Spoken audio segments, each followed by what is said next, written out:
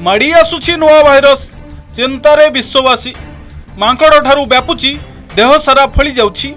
Corona ठारू घातक कि एही मंकीपॉक्स रोग आफ्रिकार सारा विश्व को माड़े लगी भाइरस। विश्व जरूरी परिस्थिति घोषणा कला WHO। पृथ्वी पर माड़ी आसुछि महाविपद कोरोना भली काया विस्तार करुछि आउ एक भाइरस। आफ्रिका महादेश में आतंक रचिथिबा एही भाइरस एबे सारा विश्व को व्यापीबा आरंभ करदेलानी। क्लोज कांटेक्ट रु जनक परे जनकु कबलित करुछि एही एमपॉक्स बा मंकीपॉक्स भूताणु, जहाकु नै विश्व स्वास्थ्य संगठन चिंता बढ़ी जाइछि। 2024 रे एबे सुधा 30,000 संक्रमित चिन्हट होइथिबा बेले 600 जनक मृत्यु हेलानी। जे संक्रमित हेउछि तार देह सारा फली जाउछि एवं बेक फुलिवा सह ज्वर हेउछि।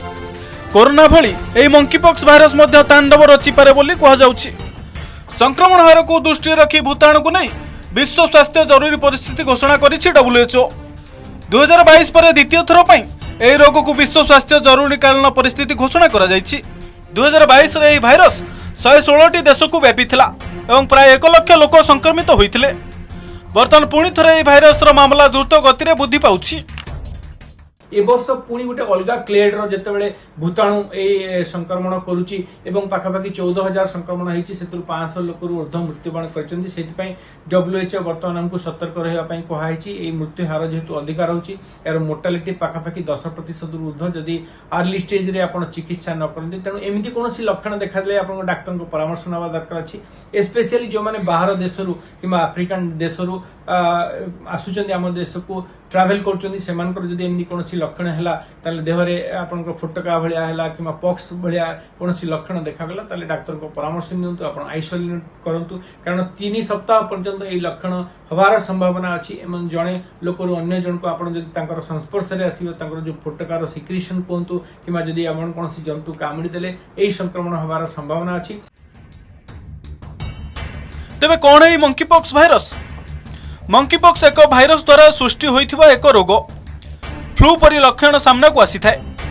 मांकड़ ठारू मनीष को यह भाइरस व्यापी थाए। यार लक्षण प्रथमे ज्वर आसवा सहित मुंड बिंधि थाए। मांसपेशी रे बिंधा छिटिका हेबा सह चर्म रे छोट छोट फटका बाहरी थाए। परे पूरा शरीर को यह माड़ी जाई थाए। ए रोग 15 वर्षरु कम छोट पिला एवं महिलांको पई मारात्मक होइताए। आफ्रिकार कंगो उपत्यकार यार प्रकोप अधिक देखा जाइछि। तबे मंकीपॉक्स उपचार पई कोनोसी औषध बाहरी नाही। एंटीवायरल मेडिसिन द्वारा यह ठीक होइताए।